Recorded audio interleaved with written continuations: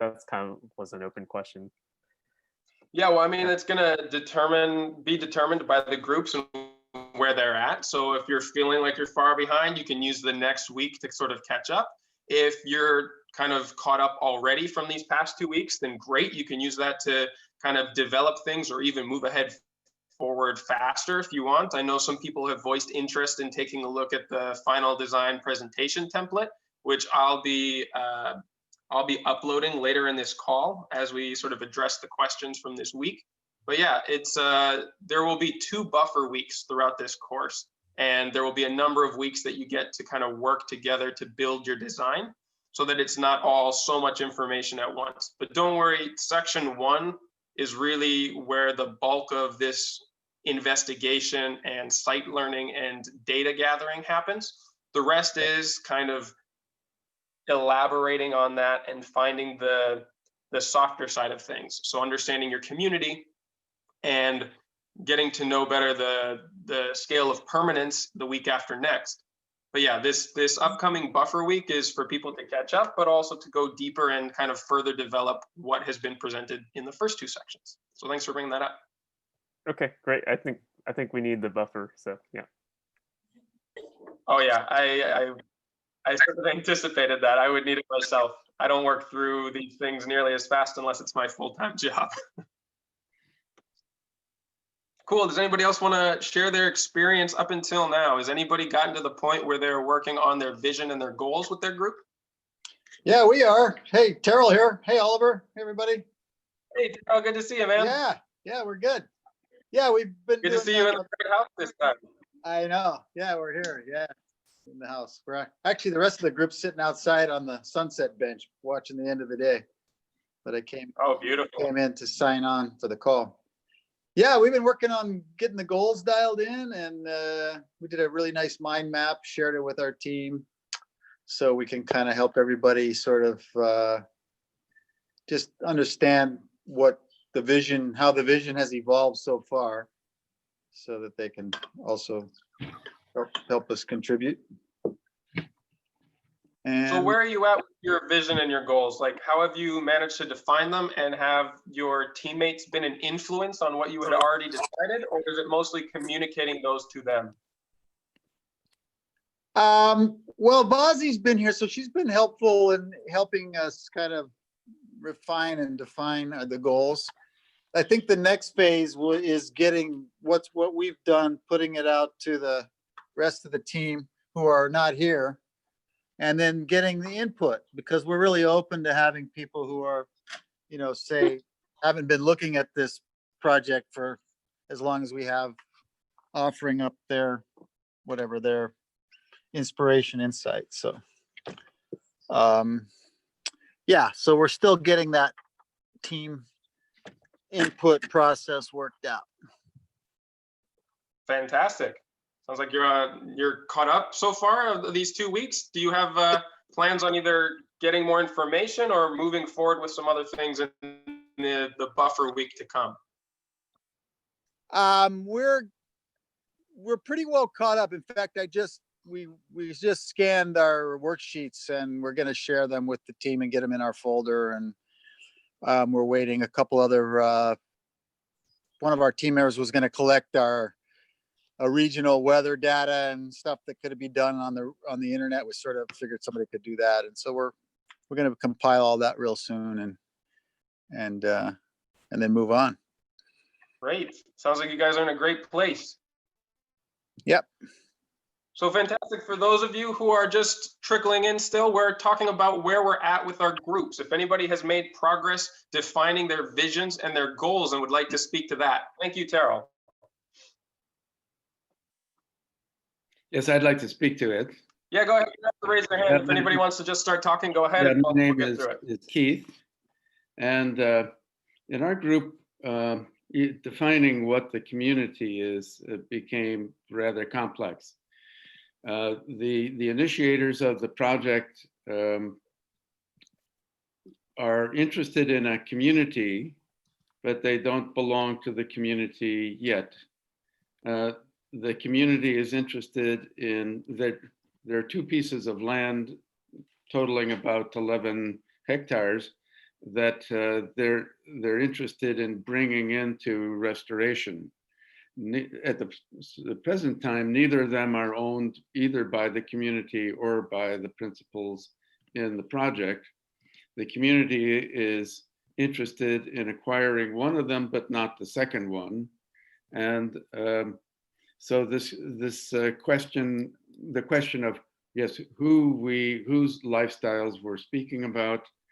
Now we've made the plan to do a client interview, first of all, with the two principals who are interested in the smaller piece of land and might join the community, to kind of prep them for doing the client interview with the community itself. I think that when we talk about communities and pieces of land, then the question of ownership of the land and what can, I think it's important that everybody involved as a principal is free to dream their vision for the land.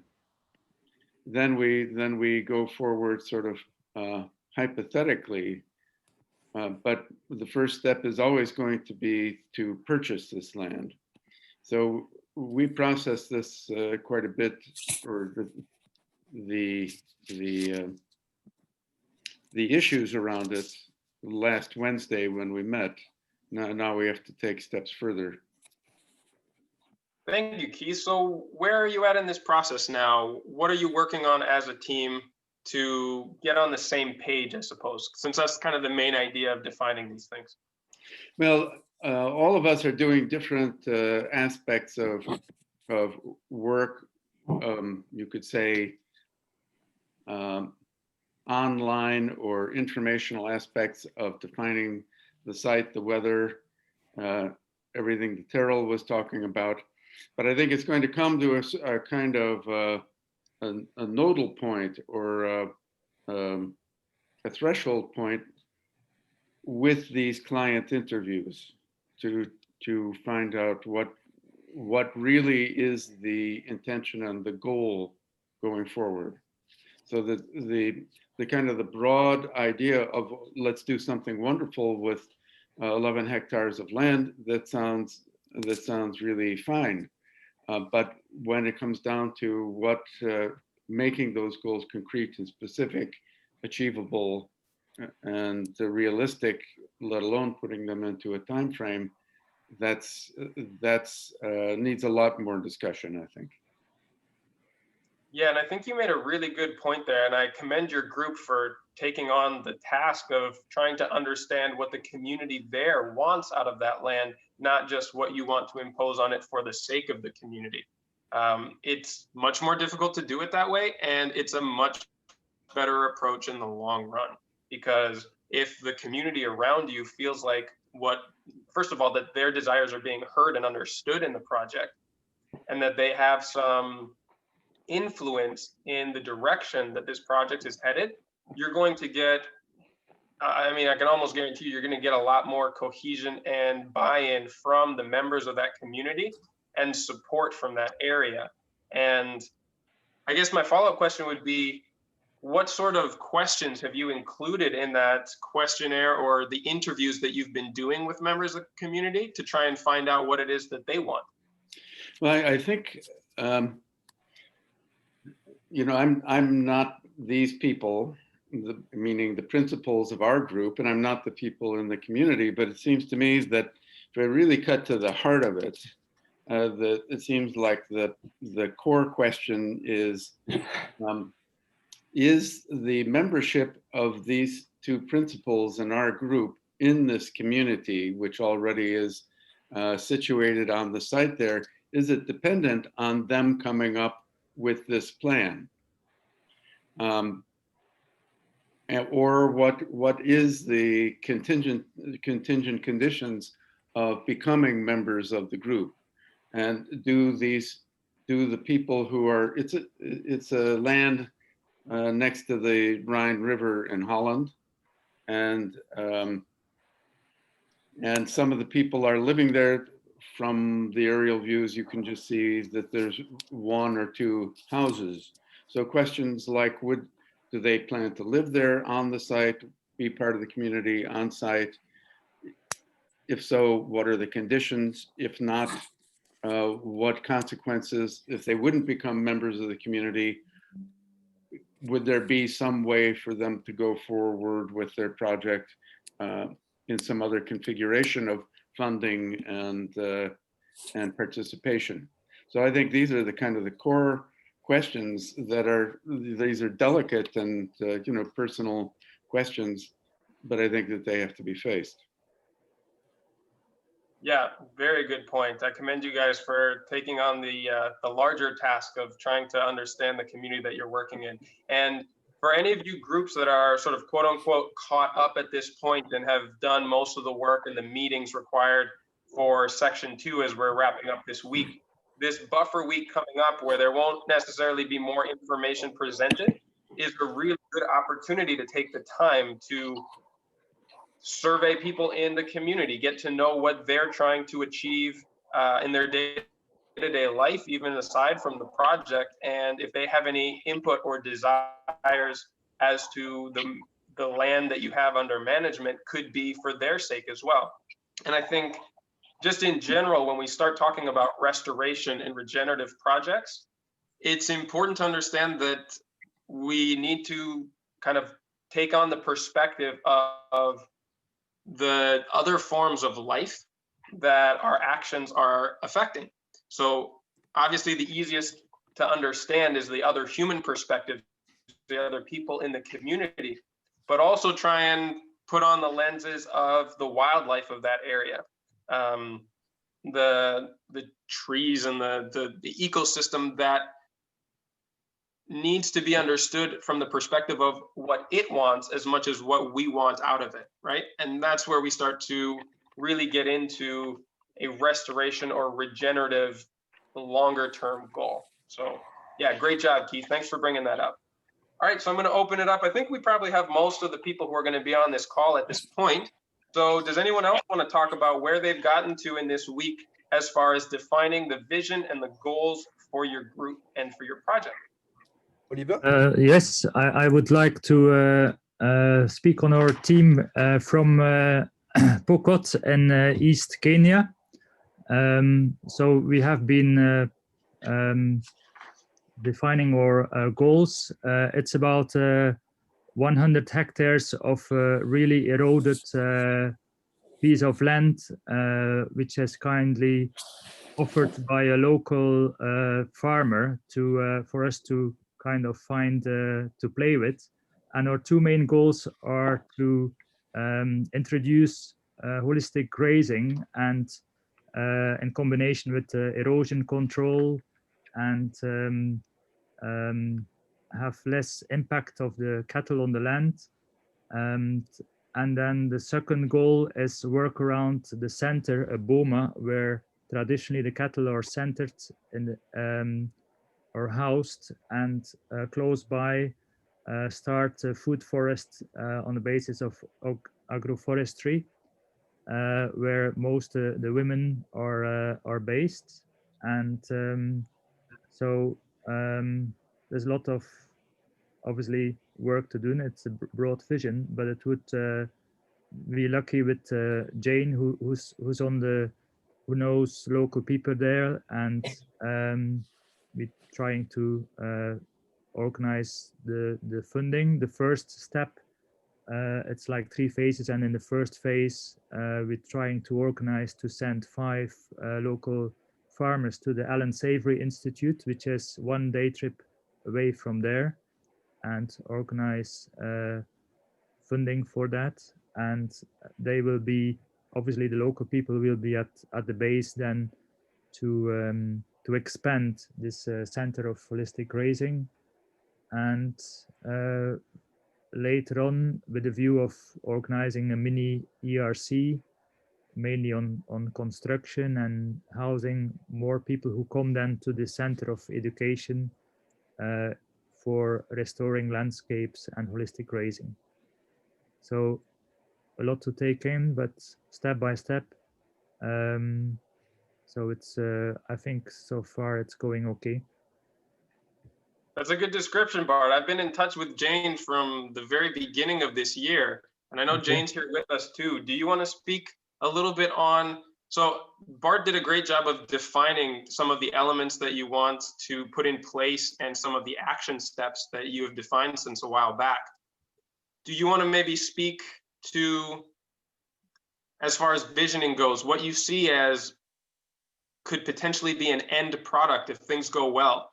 What could this site really do for the community and for the ecology of the area if you're able to be successful with this project and implement what you're setting out to at this point? Thank you. Oh, sorry, Bart. Let me go there. So yeah, Bart has explained our goals and what we are looking at doing as a project. And like he had explained, our goal is actually to bring the four returns into this community, because they have lots of inspiration, lots of natural capital, lots of financial capital, lots of ecological, social capital. So doing this project is incorporating all the four elements. And in future, I just want to achieve that. Yeah, they find a cohesion as communities to work together, other than rambling for pastures here and there and fighting for water here and there. They can know how to coexist and share and monitor and rehabilitate and improve their own pastures for as they increase their own as they increase their livestock on land. So that's our goal as a team, and therefore we talking to the community, we realized that initially they used to have what they call boma, and boma used to be a place where they house cows overnight. They sleep there. That's not for grazing, that's for resting overnight. So talking to the local community, we realized that right now cows sleep at their own homes. Everybody has their own small boma. But if we concentrate what initially used to be their original culture, where they used to concentrate their cows in one boma, and therefore will have less degradation, cows moving from one place to another like that, and no one knows where their cows are. So these bomas are going to be there. We are going to incorporate their own way of doing things so that we learn from them how they used to be initially, and then just improve on that to make sure that it's a good system. And then rehabilitate now the pastures, improve on the pastures, put in more grasses, pasture grasses that are more are improved, like improved species, and then with natural vegetation cover being increased because of soil and water conservation techniques, and then food forest, then that will be a great project for us. That's what we oversee as our overall. Thank you. Fantastic. That's so everyone who's listening here, Jane has done a really good job about building a project around her understanding of the local community, and through very thorough interactions and gathering information from the people on the ground. And that's something I've been impressed with about your vision for this from the beginning, is that it is really based around the specific needs of the context of the people there. And I can't stress that as important enough, because when we come in there with a preconceived idea of what people need, of what the community wants, of what the ecology needs, it's not to say that it won't work. It's just that it always works out better when your vision is based on a deeper understanding. And this is why the visioning and goal setting section is coming after the initial gathering of data and information from the site. I used to actually teach this the other way around and walk clients through it the other way around, because a lot of people come in with visions and goals from the beginning. But I switched it because what often happens is you come in with these ideas, and then you later learn information that either makes it impossible or starts to conflict with the goals and ideas that you had from the beginning. And by doing it in this order, it kind of stresses the importance of gathering that information first and understanding the community context, especially before setting those goals. And Jane's done a fantastic job with that.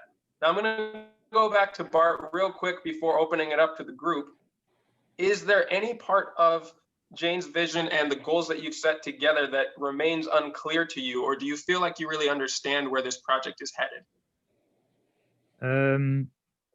Yes, I think more and more we understand. There is a lot of little aspects which will clarify, but the basics are, like you say, giving hope and power to the local people to start, that they can have their fate in their own hands, by giving them opportunity to go training in a center of training holistic grazing, one aspect. And the other aspect for women more in the central area we haven't talked about, but agroforestry with chickens and trees planting, etc. But obviously it's a lot in a short period. The funding is obviously bit by bit, as always, the difficult bit. So although there are World Banks and food institutions, that takes all such a long time. So I think we need to start at small and start with giving them hope and some tangible objects which are happening very soon. Otherwise, I think it will be difficult. So it's not all clear to me yet, the funding, how it will happen, but I think rather start small. For instance, the chap gave us 100 hectares. What we said, will holistic grazing, will the fencing cost so much, so we'll start with a much smaller area. So we don't see it too big, but rather have it working soon and then build on that. But the funding will I'm personally not totally clear, but it's still too early, that will come. Fantastic. Well, it sounds like you are in a good place. The vision, I will see it happening. So it sounds to me like with this. So the vision, sorry, there's a little bit of a delay. I don't mean to interrupt you. I'm just coming in and out. It sounds like in this buffer week coming up that maybe one of the things that you can take a look at, especially since you've already started defining the goals and that fundraising could be an obstacle in the future, getting clear about all of the actions that you're able to take before the funding and different investments start to come in. Because there's always a very long list of things that you don't necessarily need money for. Perhaps having meetings with the community and getting their input on that could be a place to start. But actually, I just got off of a call with Hannah, who's also in this group, on helping to bridge the funding gap between regenerative projects and organizations that have access to resources. Mm-hmm. And one thing that we always end up coming back to is there's a whole bunch that you can do before you get any money. Mm-hmm. And making sure that those things get done before you start making a proposition or a proposal deck or going out and looking for funding is really important, because a lot of what funders are looking for is how much work you've done with small resources and yes, what you're going to do with the resources when you actually get them. It's a big demonstration of faith that comes along with that when actions have already been taken without resources. So yeah, that might be something that you could work on developing in this buffer week. Yeah, okay, good suggestion. Cool, thank you so much for your explanation. Thanks, Oliver. All right, so I'm going to open this up now. It sounds like the people that we've spoken to in the groups that we've looked at up until now are pretty well caught up. Does anybody want to speak up from a group that is maybe not quite at this level yet or hasn't gotten clear on their goals and vision, or maybe a week behind? There's no shame in it. The suggestion of the schedule is really a suggestion, and I know a lot of you are going to work at it through your own pace, and there's a reason why there are these buffer weeks coming up, is so that people have the chance to get caught up if they're a little behind. So does someone want to share an experience from maybe not getting to this point yet and having some roadblocks that they'd like to try and get past? Oliver, I'll jump in. I just have a question from our group, and maybe Jan or Jonathan can expand on this a bit more. But yeah, we're still formulating everything and have a long working group tomorrow to dive into it more. But of course, as we start dreaming into our mission and the vision of this project and everything, we were seeing the potential for really producing something. And yeah, I hope Jan or Jonathan could jump in here more if I'm not clear on my question.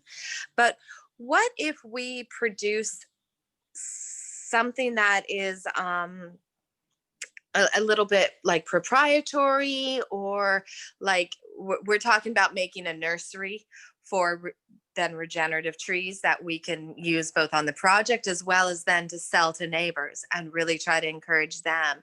And so coming up with a bit of a business plan. And so we're just wondering if there's something so golden there. Of course, we want to share this information with people, but if there is intellectual property that comes out of one of these projects, who has the ownership of that?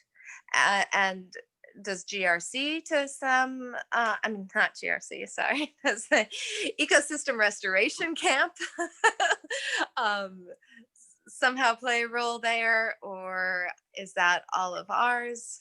So I don't know. It's not necessarily a question in the real spirit of all of this work, because of course we want to share and get it out to as many people as possible. But it was just kind of a legal question we were curious about.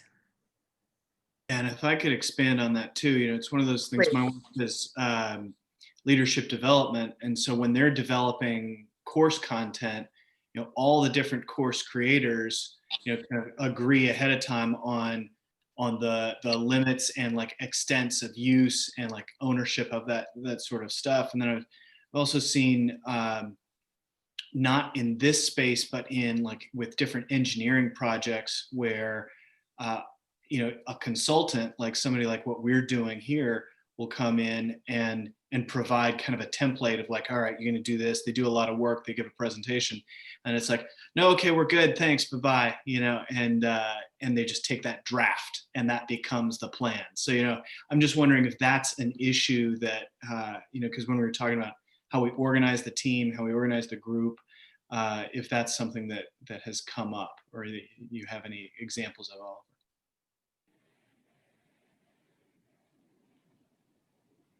Okay, I'm not really sure which of those things to answer first. That's a lot of information. Let me start with what Hannah was saying and what I can weigh in on that. And then I'll probably have you repeat some of that, Jonathan, just to make sure that I'm clear, okay? So Hannah, I think it's a fantastic idea that you guys have of creating a nursery. And of course, the proprietary stuff of any given site, if there's a business based around that, is entirely independent from ERC. ERC really works as a support and networking organization more than offering any direct, let's say, funding or,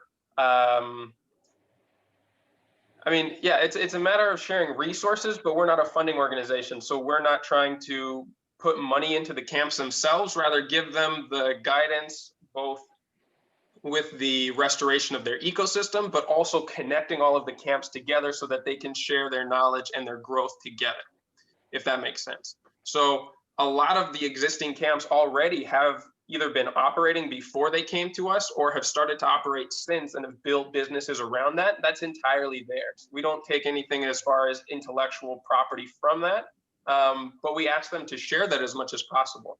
That doesn't mean that it all has to be open source and that you can't make money off the things that you're doing, but that we try and support as many of the other camps through the successes that we have as possible so that we can all benefit from it. So let's use the example that you gave of putting together a nursery. A great idea there might be putting out free information on how to start a nursery and how to propagate trees and how to build a business around it. But then of course you charge money for the products that you actually sell, right? And maybe you would charge money for in-person workshops on how to, like, people would come there physically and learn how to do that from your nursery. That's all yours. That helps to fund your own restoration endeavors. Those are all really good ideas. And actually we were passing it around among the camps a little while ago that there was some funding available and I don't quote me on it because I'm not entirely sure if it's still there, but some small funding available for camps to start their own nurseries, because a lot of what many of the camps are doing is revegetating, especially reforesting their sites. And I believe we had a donor that was making small donations to help get nurseries started. And as far as I know, that does not mean that it has to be a not-for-profit nursery. It's just a way to help get that nursery infrastructure started. And so I think that kind of covers what Hannah was going after, and correct me if there was something I didn't address. And so I'll hand it over to Jonathan, if you could kind of clarify what your question was in that comment. It was just to kind of follow up on what Hannah already said. I mean, I think you covered it there, Oliver. I was just trying to provide a bit more context to where I was coming from. One of the things, you know, cool. Talking to kind of switch gears a little bit, one of the things that we're working on for our visioning and goals is Hannah is, so like from our perspective, the landowner is our client that we're going to provide this briefing to, you know, and you know, so that's kind of the way that we talked it through. But Hannah has offered to take us, Jan and I, through like this visualization exercise to help us really identify goals. And we're like, all right, well, where do we do it on the timeline scale? You know, is it the 500-year model? Is it the 1-year model? And so we've agreed that we'll do this at the 5-year. And depending on how that works out, and if that helps us really form our vision and goal statement, then, you know, then we may approach the actual owner of the property to take her through that, just to make sure that we're all on the same page. So I thought that was something that was unique to like, that it was great to have Hannah, you know, that had those skills to be able to kind of take us through that. I thought it was a really cool idea that I wanted to lift up. That's awesome. I'm really glad to hear that. Yeah, Hannah, you're a box of surprises. You've always got to share. Got a lot up my sleeves here. And if this is something successful, a little kind of guided meditation that we're going to play with tomorrow, I'd be happy to share that with the rest of the group and our stats. Just something to help with that visualization and really going there. So I'll let my team members decide if it's worth sharing. That's perfect. Yeah, that's exactly what I was hoping to figure out. If anybody has some things that are not included in the resources in the course, like really what I've put out there is a guide, and it doesn't mean it's the only way you have to go about it. It just gives you a guide to collect the information, ask some useful questions. But by all means, if you have some other practices, any other resources that you find really useful in this process, please share them. I hope that by now everybody has seen the resources list that's included in the ebook for the module. And the idea is that we continue as a group to contribute to that. And I'm going to keep updating the list as we go along with help from the facilitators. So I would say submit those to your facilitators, just so I don't get everything all at once. It's a little bit hard to organize. But by all means, let's keep growing the resource base. Oliver, can I say something about that? Because Iona created a Slack for ERD, and we are sharing resources there. And there's already a lot of people there. So maybe it's nice for, also Hannah to share this methodology there. Because it's a really nice, you can divide it in channels and all that kind of stuff. It's a really nice way to, share these kind of resources. So there's already a Slack available, which Iona created. Maybe I can share the link. Yeah, I'm gonna try to share the link here. Yep. And thank you to all of you who have taken it upon yourselves to sort of create additional resources outside of here. I know Vivek and was it Stephen or Jonathan who helped to transfer all of the PDFs over to an easier editable format in Google and Word documents. That was really helpful. I appreciate that. And Laura for creating the Slack channel. All of this is great stuff. Anything that works for you, that makes the process easier, that facilitates collaboration, I'm all for it. So yeah, send any of those links in there. And if anybody doesn't have access to them, I'm going to try my best to save the chat from this meeting, which I forgot to do last time, and try and send it out as an email for the people who weren't able to be on the call too. So thank you, all of you who are contributing to that. All right, I'm going to open it up again for anybody who is experiencing some roadblocks with their group right now. especially when it comes to getting on the same page with your vision and your goals. Does anyone want to speak to that?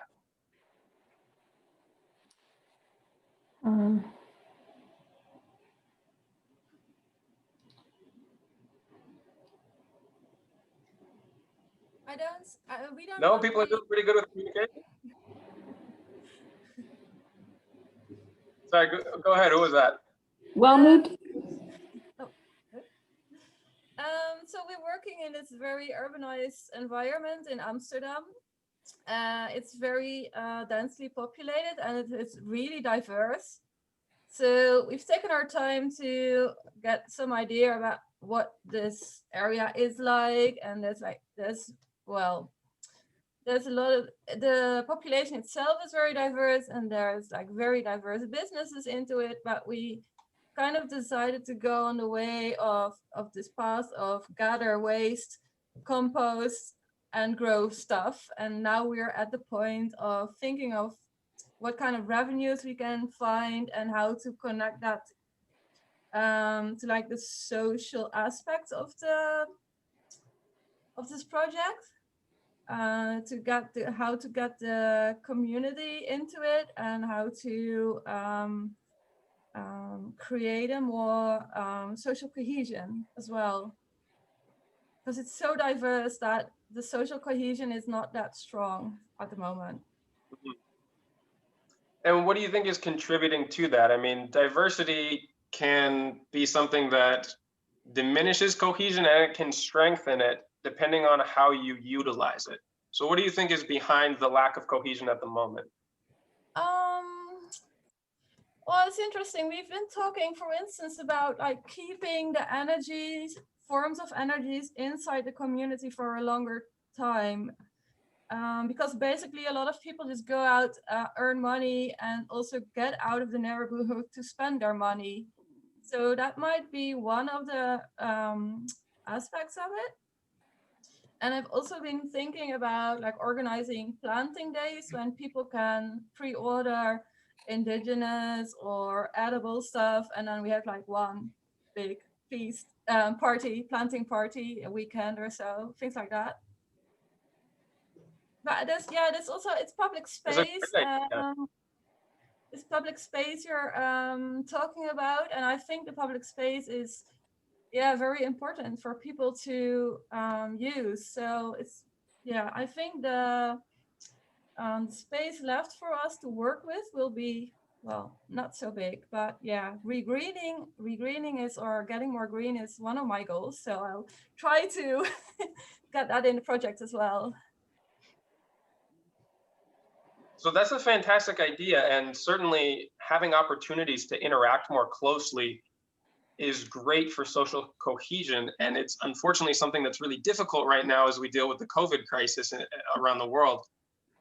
Anything like, obviously regreening is going to be central to that piece of land that you're working on, but are there other elements that you can put there that will attract a larger diversity of people? Because certainly regreening the space will bring people who love to be out in nature and like to be in that type of environment. But are there other elements, maybe, picnic benches or gazebos with roofs? I know it's kind of rainy out there. Anything else that makes it more inviting for people to come and spend time and interact with each other in a closer way? And, it might be a little while before things are opened up for strangers to come and do that. But, looking into the longer term, and maybe even thinking outside of the box. I mean, parks can include anything from art installations that attract people to anything that kind of breaks people out of their autopilot mode when they go through spaces, and causes them to slow down and interact more than they normally would. So I would encourage you perhaps to think of creative solutions that would instigate that kind of interaction. Yeah. It's really nice because there's like an old warehouse that has been squatted, but it's now used by a lot of artists. So we could involve them in it. That would be really interesting. And it's mainly, the public spaces are mainly used by children now, but it would be really interesting to have like sporting facilities for adults, and I don't know, lots of things to, May I make a suggestion? Yeah. Yeah, so having worked in communities like diverse communities like that, I find that one of the great solutions is to work with cultural organizations, youth organizations, or people who are coming together around food, around music, from these different, if you have different cultural backgrounds. I mean, we obviously have often lots of different cultural backgrounds. So thinking about how they can then bring their music, their food, or different people from different cultural backgrounds can bring many types of food and music to the space. But working with partners who will take it on themselves to program it for their community, but opening it up to others, or finding a way to bring the different communities together around these things that everybody shares. Markets are a good example, of food and farmers markets, crafts, arts, and of course, music and different types of performances.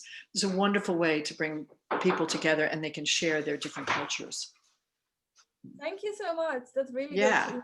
Yeah. Those are all really good ideas. Definitely keep those types of conversations going. I mean, feel free to reach out to people outside of your group for new ideas. And I mean, there's a lot of expertise in the students in this group right now. I've been really blown away by the knowledge and the experiences of the people that I've had the chance to interact with. So don't feel that just because you're in one group that you can't reach out to the whole student body. And it sounds like the Slack channel might be a really good place to put questions and solicit ideas from the wider group there.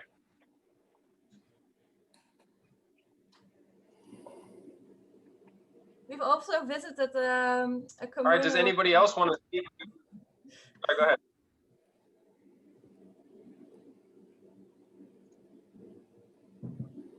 Sorry, go ahead. It's the delay makes it difficult. No, we've also visited a communal facility for composting somewhere else in Amsterdam. It was really fun.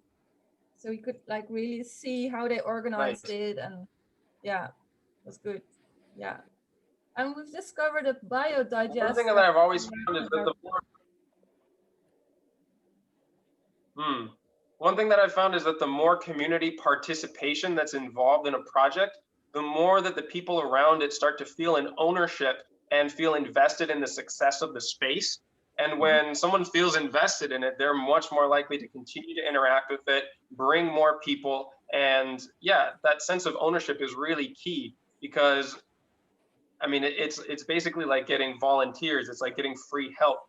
And it should, like anything that involves a regenerative approach, a holistic approach, should include as many stakeholders as possible. And so giving people a sense of ownership of your project is a really great way to ensure that it's going to be successful over time. This is the type of engagement that transcends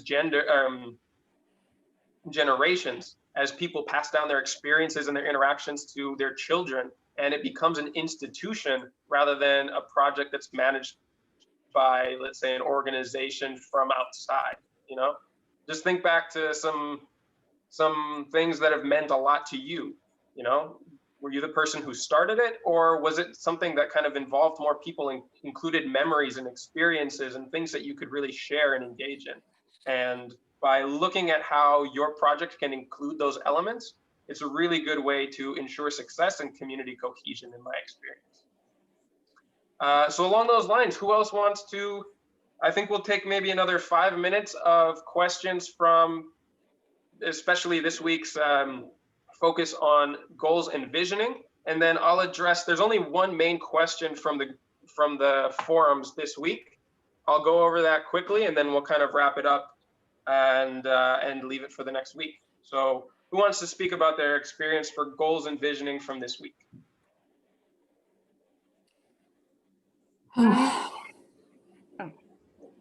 Yeah, could I ask something, just a little question more about the community participation? Or does it need to be, because we have a little bit the same thing. We have like a square in the middle of Amsterdam that we want to turn into a tiny forest. And we were like struggling a little bit with the decision, like how to involve the community like in which stage to involve the community? Is this already at the drawing stage? Or like, do we show them like 3 designs and let them choose in between these 3 designs? Like, I can imagine that the first one would be more like engaging, more engaging, but it would also be, I think, a really difficult process where everybody has his own ideas, and it could go from the left to the right and like take a lot of time and all that kind of stuff. So like, we're kind of thinking about the second option, but I don't know, maybe from your experience, you could say, well, if you do the second option, it will be too much top down. And yeah, you would like lose your participants like neighborhoods. I don't know. So I don't know if you could say something about that. What would you do? That's a really good question. I'm really glad you brought that up, because I will always advocate for involving the community in it as early as possible in the process. That doesn't mean that it has to be getting every individual's idea considered equally. I think it's starting to get a feel for what the patterns and what the general mood or needs, or, because on an individual level, people's desires, the feedback you're going to get, the input you're going to get could be all over the place. And it gets very confusing trying to integrate it all into a design. Yeah. I think, first of all, you have to decide how large of a community you're defining when you start to solicit information from them. Are you just getting the neighbors that are around the space immediately?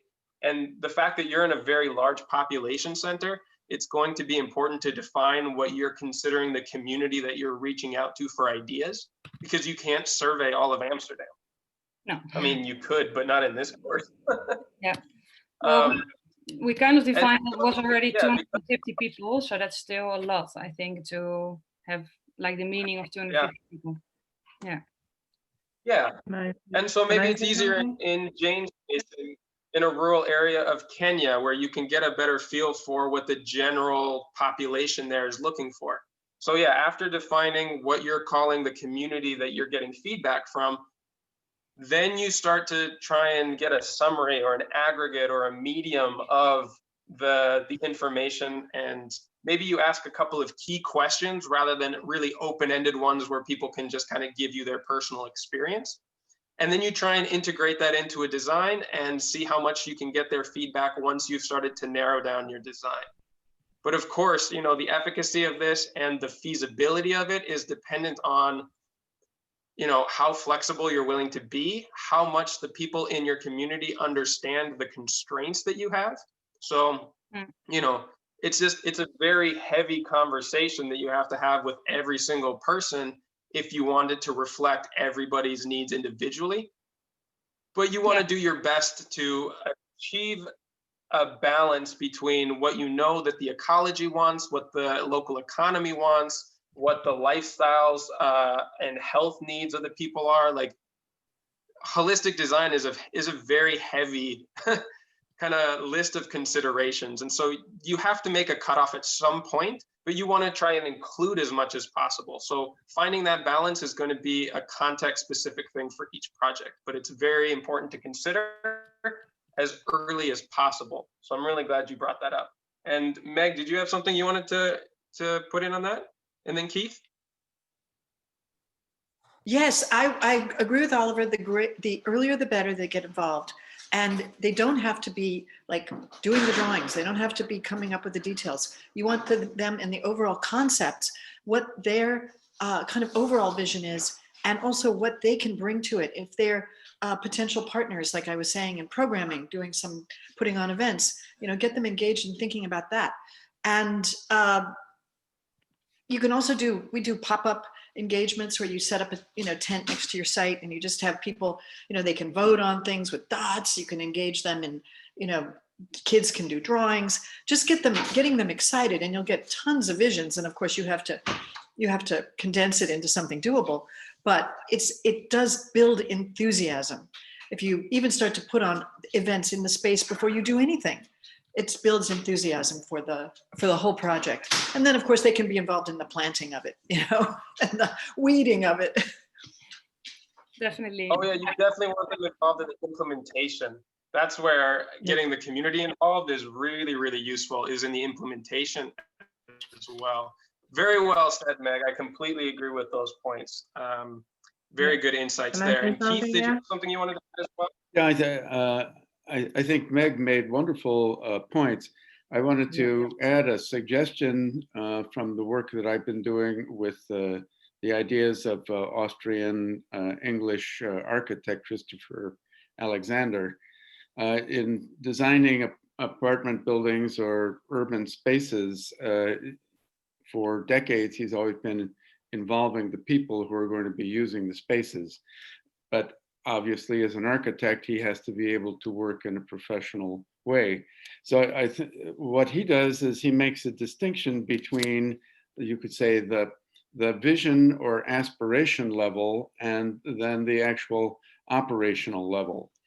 And I think in a case like this, he might start with a question sort of in the neighborhood. Neighborhood might mean those people within a 5 to 10 minute walking distance from the proposed tiny forest.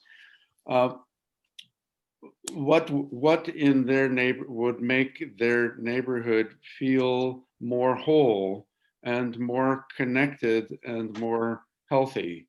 And what role could nature play in that? And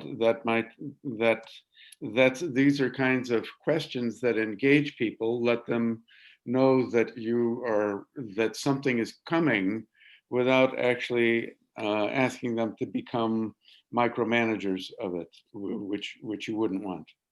Yeah.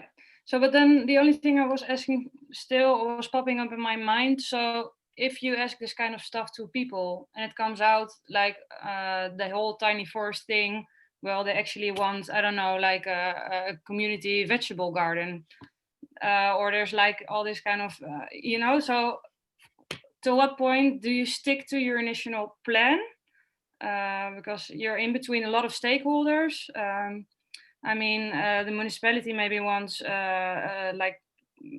trees planted, but then the community wants something totally different, and we're in between as designers, and we have to also deliver a design for our studies, so it's a little bit, and this all takes a long time, but we also want to be in time to get something on paper before November.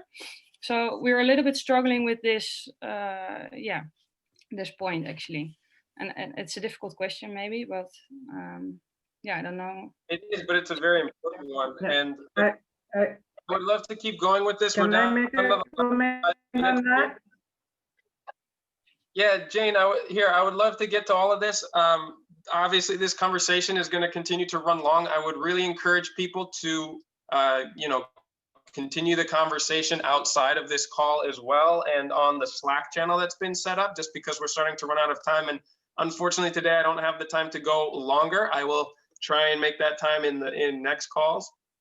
But here in the last 5 minutes, let me just quickly address the main question that came up on the forum, which came from Peter and I believe, was it Stephen? Yeah, from Peter and Stephen, and they're asking, they would like to know at this stage already if they can start to put a framework in place in a document, which can start, they can start filing as they go and walking through the different sections this week. And that way they could prevent that from having to dig through all of that information in a later stage when they're putting together their final project presentation. So yes, there is a template for the final project presentation. I had intended to release it later just so that people don't feel overwhelmed with documents this early in the course, but I'm going to make it available right now, and I've got the link which I'll be posting. Yes, and so this is going to get reposted on the ebook. I just have to send it to Sylvia, and I'm sure she will have it up on the forum or on the platform by Monday. And if anybody wants to take a look at it now, and there's no pressure to do so. I wasn't going to release this until later, but a few people asked for it. And if you want to start using it as reference for the information that you're going to be gathering, go for it.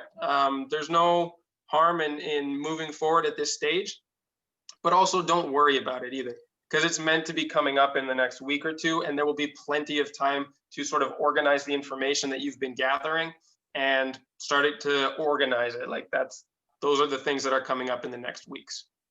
So there is sort of a down week coming up. if you feel like you're caught up and you don't really need to flesh out any of the previous week's worksheets or resources, then feel free to jump ahead. I mean, there's a reason why I put all of this out from the beginning, so that groups can move through it on their own pace. But if you are feeling like you still have more to develop and more information to fill out from the previous weeks, this is a great time to, you know, take a breather, but, you know, fill out the rest of that stuff. So as we're here in the last couple of minutes, I just want to quickly ask, and I guess this is sort of the wrong group to be asking, but does this work for the timing of the Q&A calls each week? Obviously, the people who are here, the timing sort of works out for you, and I will be asking the people who didn't make it.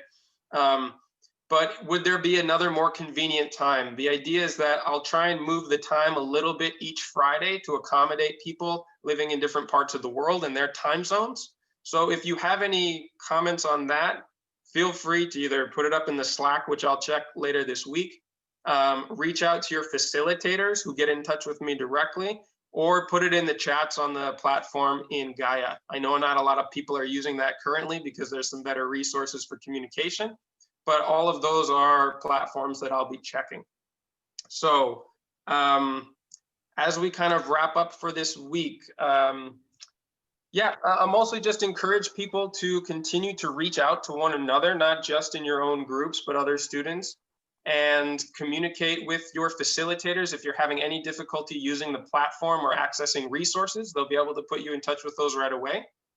I'll be scheduling the next one of these calls early next week and sending out notifications on that, as well as call links, so that everybody has time to prepare.